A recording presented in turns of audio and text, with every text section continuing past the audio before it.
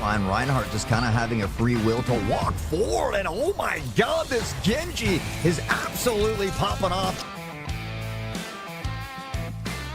Sure, you need these picks, you need to go in here. The Dooley's gonna quickly and swiftly dodge roll to take down that Nautilus here, securing the top here. Not quite gonna get the pick right here, but you're gonna take down the reflux. Low board into the level 3! Oh my god! Yo! Oh, he's done for. He is done for.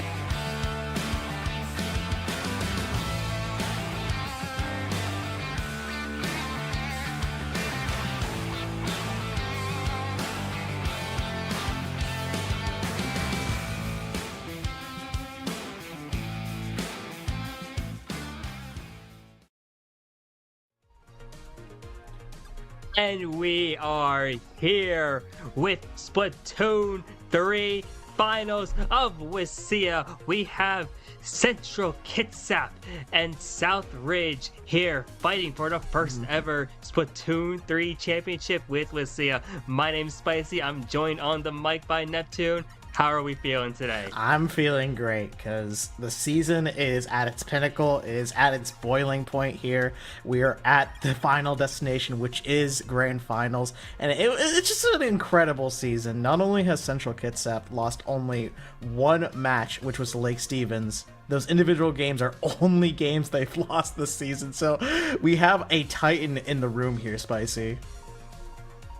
We do have a Titan, but this Titan only lost one match, and that was to Lake Stevens.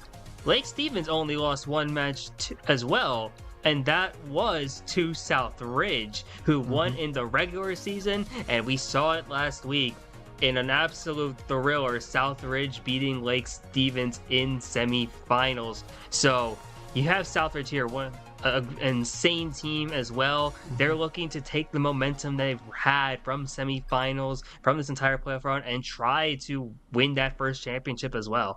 Yeah, for sure. Just you got to just notice it's like a bit of a triangle effect, I like to call it, like a good old Triforce, right? Well, one team's able to beat out the other one loses to them, and vice versa, and it creates this weird triangle where, well, one team can beat this one, but the other team beats us, right? It's like a rock paper scissors dynamic. Yes. That is very interesting to just see here. So I am quite familiar with Southridge, as we have seen their set on stream last week here. They had a Hydra, Gal, and an Octobrush, and they stuck through it through and through for each of those games as well, Spicy. Yeah, so we know that the comp is probably going to be something fairly similar on their end. Central Kitsap, one thing that immediately sticks out to me, they have quite a roster on their side. So there's a lot of different options you have here. Substitutions especially something you can really start to consider. And you got to think about that weapon pool. There's a lot potentially out there. There's like every single player, from what I remember seeing from Central Kitsap, has just been incredible to watch. And they have this record for a reason. I remember looking at their their record in the regular season, and yes, I think their match against Lake Stevens ended up being rescheduled. But if you ignore that, they were basically on a 24-game win streak, which is insane. Individual game. That's incredible. But here we are in finals. It's 0-0 to start off, and we're kicking it off here with Splat Zone's Hagglefish Market. Oh yeah, that zone's Hagglefish Market here. So the rules are a little bit more interesting here for Grand Finals. It wasn't a coin flip that decided this map here. It was the higher seed that gets to pick this map right here. And there was a three-way tie. So Central Kitsap is going to be the one that picks the air map here for the mode, which is going to be Hagglefish. And this is just an absolute classic. If you're going to start off somewhere like a battlefield, right? This is what it is, Spicy. Pretty much. And also starting off with Splat Zone's game 1, to go off with that kind of analogy, yeah, this is just so... It's pretty much exactly what you expect to see. If you don't know what you want to start off with, okay, we're going to go to Pokemon Stadium 2, we're going to Splat Zones. We're going to Battlefield, we're going to Hagglefish Market. But here we are, we're finally getting in. About 2 months of Splatoon has led up to this moment. Central Kitsap versus South Ridge. Oh baby, we are ready into rock and roll, and I see a Splatana Wiper along with the N-Parry Dualies matched with the H3D. So we're gonna have quite a bit of variety of weapons here. Well, meanwhile, we're gonna see Southridge stick true and true to their Gal Octobrush Hydra comp. Yeah, and you notice on Central Kitsap that the N-Parry Dualies are an option there. And I feel like N-Parries have been defining in with Sia's meta here, and I'm starting to see why. With that great fighting capability, as well as having the splash downs, as you're going to see pop out right now, and it looks like it is going to find at least the one right here. And while Southridge got control of the zone early on, a quick turnaround and commences as Central Kitsap has control now, and they have the hammer online as well, and to try to see if they can take the lead here. Oh yeah, for sure. Just these members are going down left and right here, being traded out. It's just the Hydra left on this glass right here, trying to fend off this Wiper who's throwing hammers and these vertical slashes, managing to get the pick right here. This is huge here for Central Kitsap as they are putting all much pressure on that.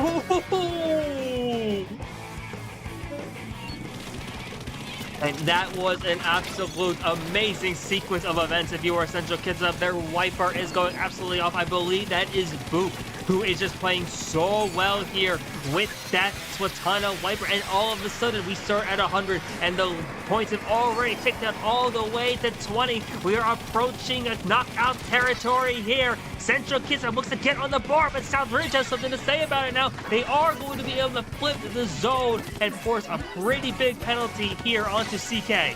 Oh my goodness, the penalty is definitely a bit of a sigh of relief here. It buys you a little bit of time here just to figure out what you need to do. And what you need to do is find a way to set up, shut down these plays. Snail's doing a great job holding their ground here, but it's not going to be enough. I believe going down to the Splatana Wiper, Poop is going actually insane. Challenging such a long-range weapons with something that's so mobile and rat-like pricey.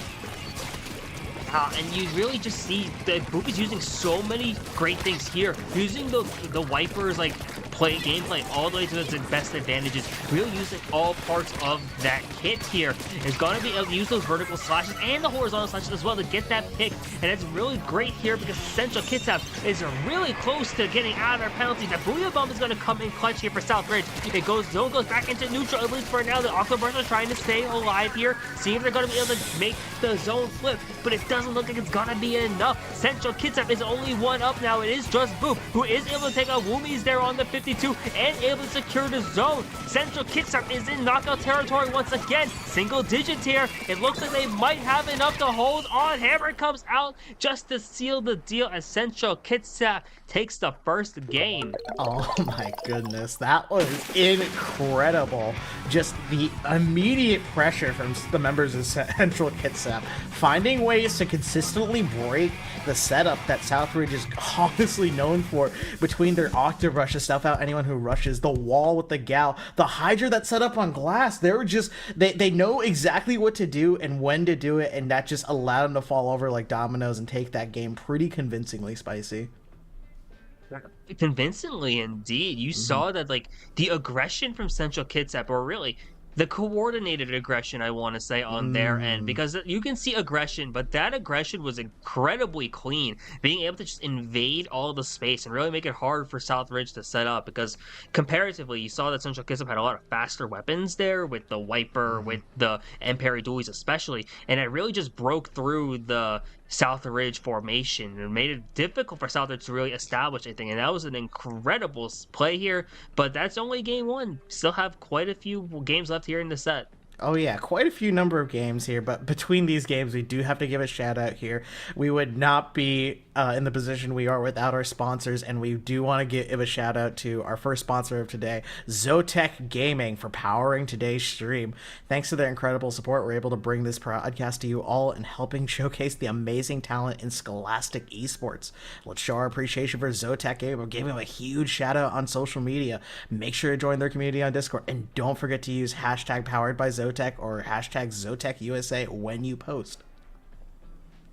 And we've been talking about Zotac for the past 2 months, and for good reason. Like, these sponsors have been absolutely amazing, and like, you've been talking about the talent on these streams here, and it's been incredible to watch. So we always want to give that huge shout out to Zotac powering the stream and making really this showcase possible, because the past few months have been electric, just being able to see so many great players here and to see it come to an end today is unfortunate, but someone's going to be walking out a champion. But first, we're going to have to go through game 2, which will be on tower control on an undetermined map, I think, so far. Yeah, for sure. And definitely this has got to be something very interesting here if you are Southridge, because you're going to have to like think carefully about like what map do you want to bring this team to, because you mentioned how there are a lot of short range fast weapons, right? So what's going to be the best map for us to control that pace of the game, get back our setup, slow the aim of the pace to something we're more comfortable and we're able to react to as well. Do you get what I'm saying, Spicy? I do, and it looks like we're potentially going to we are going to undertow for tower control here. So interesting selection here, but I think there's opportunities now for Southridge to like kind of control the pace of the game, because I think that's really where you see Southridge really start to be in their element, in their comfort zone, where they have control of the pace. So if they're able to kind of shut down the Central Kitsap offense, then Southridge is that free reign to set up. And when they are in position and everything, and they have those resources and they're in control, it's a very difficult team to beat, hence their record. Oh yeah, for sure. That is definitely something you got to watch out for as well. Just so many situations and what I call snowballs, especially, right, where you get one checkpoint, you get the special passive charged up, and just everything just starts to go out of control. But hey, we see the bombs right here, and we see a 96 gal and a custom range blaster. So Kraken is going to be unleashed on this map here, Spicy. Yeah, and Central Kitsap, we were talking about the speed of their comp beforehand, opting to go for a little more power here, so we're going to see a little bit less of paint compared to what we saw in that first game, but that Viper still provides a ton here for Central Kitsap. Southridge now immediately popping up that killer whale. They have the early lead. Once again, the whale actually finds a member, and you see that Woomies is going to be able to find potentially Boopa if they get taken down in the process. Poyo on the tower on still here is going to pop that Zipcaster, trying to find that member of Central Kitsap, and sees they're going to be able to take it. And now Group is in a really great opportunity, and 2 go down here for Southridge as Central Kitsap is looking to see they're going to be able to get a wipe, take the tower, and see how far they're able to go. Oh my goodness, incredible retake here. Check for check is going to be happening here soon. And just the players on Central Kitsap, they are confident. They know exactly what angles they want to take, when they want to go in here, shutting down the opposition as accordingly as that Octobrush does go down right here. We're going to see a fight on the right side of the map here, but hey, you know what? As long as the fight is not happening near the tower, it can smoothly ride right through that second checkpoint, Spicy. Oh, and there's the Kraken as well from Central Kitsap, just putting on so much pressure, making it difficult for any member of Southridge to really approach them. And now the Kraken is gone. The tower is currently under Southridge control, but you notice that Central Kitsap has quite a lead at this point. Only one more check to go through here, but Central Kitsap still rolling through these points. They are moving this tower, marching it forward towards this base. Multiple members of Southridge going down, and you see the pressure Central Kitsap putting on. Another one-up situation here for Southridge. This tower is going to keep moving. The checkpoint's going to fall, and this looks like that will be a potentially game. Poyo had something to say about it, but not enough, as Central Kitsap finds themselves one game away from that championship. Oh my goodness, 1 point away already here. That was hardly a few minutes into that game right there, and that tower just cruised on into the very end right there, breaking through the checkpoints like they're nobody's business, where they're consistently getting the members of Southridge down, where the tower was just not an issue anymore, Spicy. Yeah, it really wasn't an issue at this point anymore, but if you want to talk about things that don't have issues, we got to give a quick thanks to LANFest for helping to build these healthy communities through gamings. With over 20 chapters across the US and over 150 events a year, go to LANFest.com, check out the Washington chapters, Infernal Land, and Emerald City LANFest to find an event near you. Oh my goodness, man. So many sponsors here that we got to share the last sponsor here as well. Let's share all the love, spread all the love here at WSSEA here. You know, amazing sponsors here like Seattle Built PCs, who continue their support of WSSEA by offering custom built PCs by people who are able to build them for pros. They're able to build them for world famous esports players, content creators, and just even developers of their favorite games. Just this is absolutely insane how Seattle Built can work with you to create a perfect PC for your needs whenever you're ready. So if you're looking for a custom built PC by people who care, check out Seattle Built PCs at seattlebuilt.com. Like, as an East Coaster myself, I'm pretty jealous of all the people here in Washington and with the resources they have, because, like, dang, LANFest chapters, they have Seattle built PCs, they get Zotac to be helping them out their streams. We have to give that quick shout outs every time, and for good reason, because they offer so much support here. But we still have more Splatoon to be played. We are going to Game 3, which will be Clam Blitz, and if South Ridge, we've been talking about their strength is when it comes to controlling the pace of the game. Clan Blitz feels like a mode where this could be the time for South Ridge to really get something going. Oh yeah, for sure. Because the thing with Clam Blitz, right, is, especially compared to the other modes, is you have to go pretty far into the base, right, to get to that clam basket. You're gonna have to go through each of the members right there, knocking them down in order to get a numbers advantage to be able to make it to that basket unscathed. But we're also going to Robo Ramen. Okay, you know what? We're gonna be seeing perhaps some flank routes here as well, as Robo Ramen is known for its being a pretty open map. You can go underneath the map as well as go across that far right flank right there. Let's see if the Wiper or the end parries go back for it, as well as we have a regular H3, which is going to be providing cooler Spicy.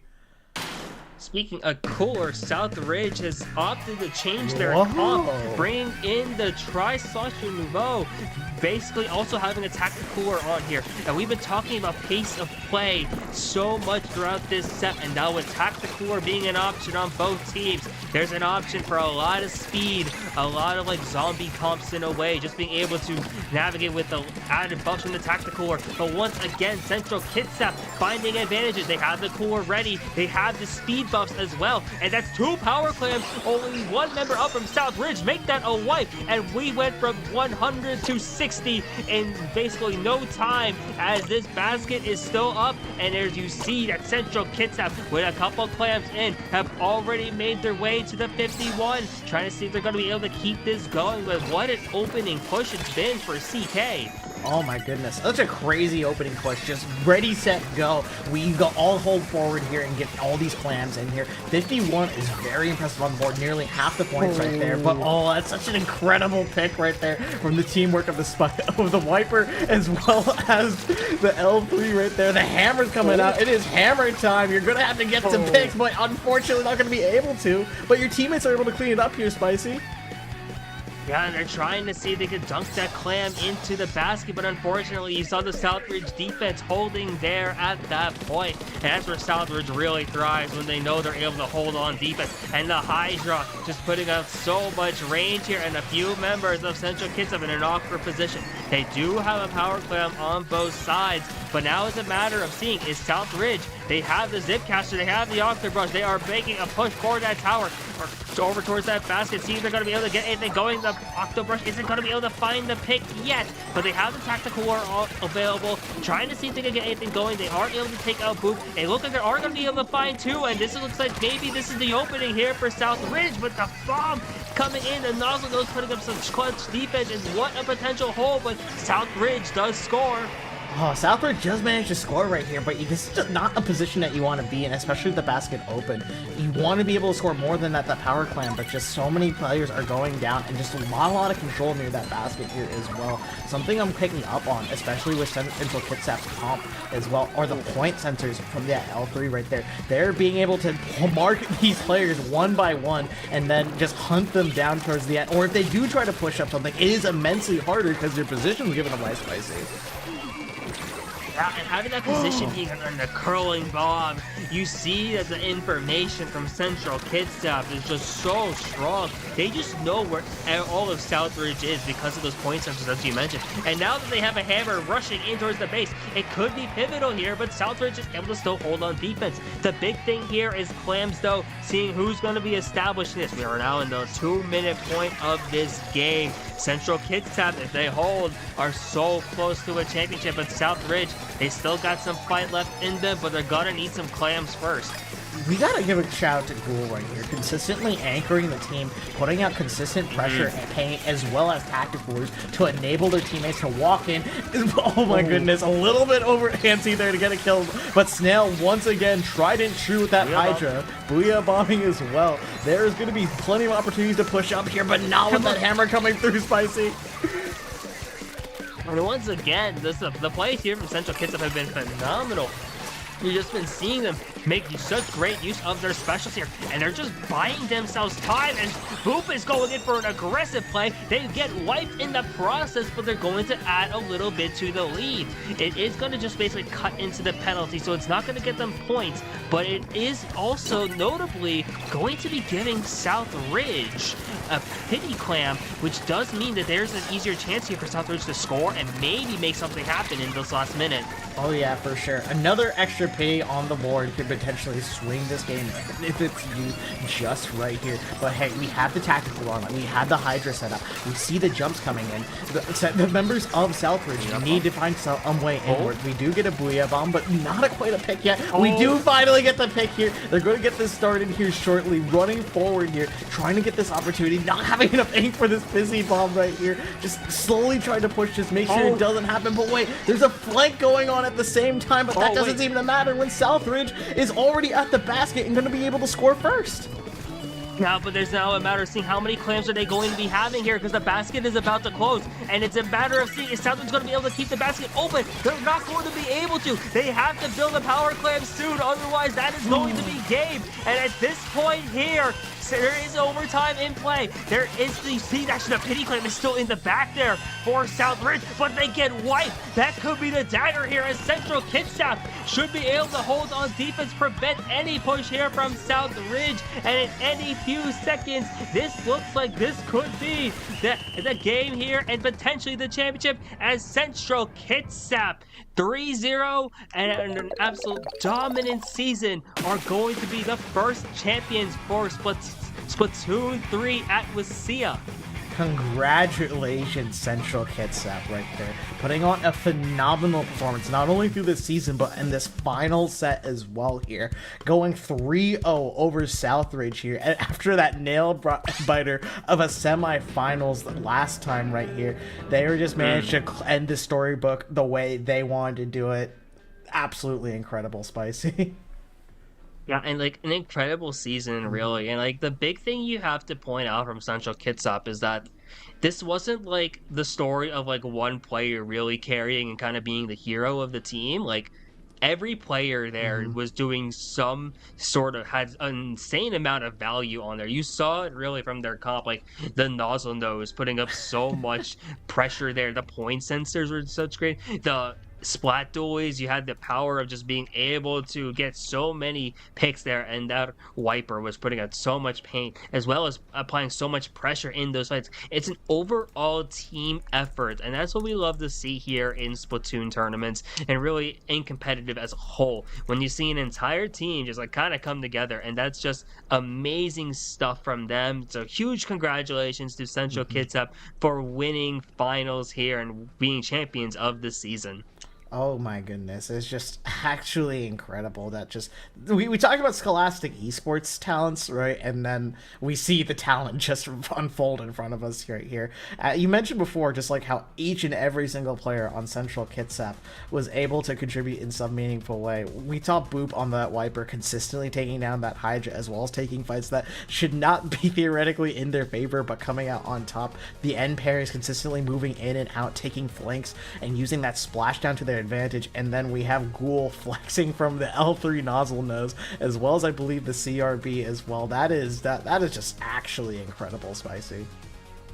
Yeah, and incredible is a great way to put it. And also Southridge, an incredible season for them as well, to be one of the teams tied for first place overall, to have those insane classics of sets, to make it into finals. Sure, today might not have been it for them, but you never know what's in store for their future. I feel like both these teams have a lot to be happy about with this season and a lot to look forward to, and that's kind of the whole story of like high school esports. There's a lot of bright futures, a lot to look forward to, and I'm always going going to be excited for more. Oh yeah, for sure. I'm always excited for more. And speaking of more from WSSEA, we will be having Overwatch 2 Grand Finals tomorrow at the same time as well. So even though we're done with one chapter in this Scholastic Esports book, right, we still have another story to tell with Overwatch 2 tomorrow at the same time, Spicy.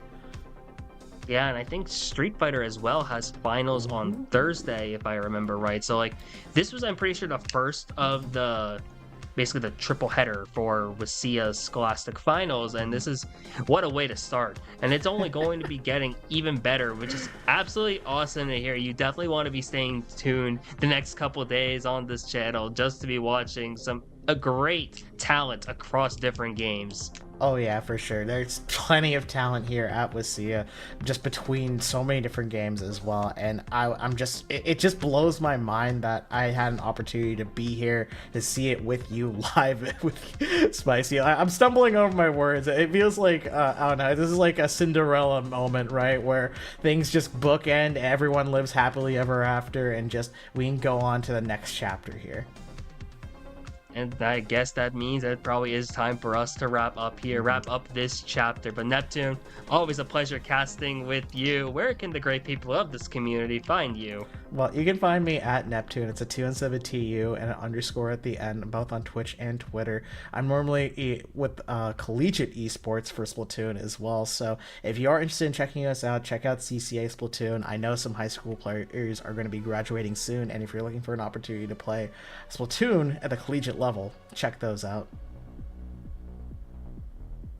Yeah, you want to definitely be checking that out. As for me, you can find me on various socials at 2SpicyBM. Also streaming on Twitch, twitch.tv/spicy_BM. You'll find me around different esports scenes, usually within the collegiate scenes as well, but I'm always happy to help out here. And that is going to wrap it up for us with WSSEA Splatoon 3. Always a pleasure for the audience to be watching it, but stay tuned for the next few days. You have a lot of great action coming up. But that's it for us. Have a good day, everyone. See ya.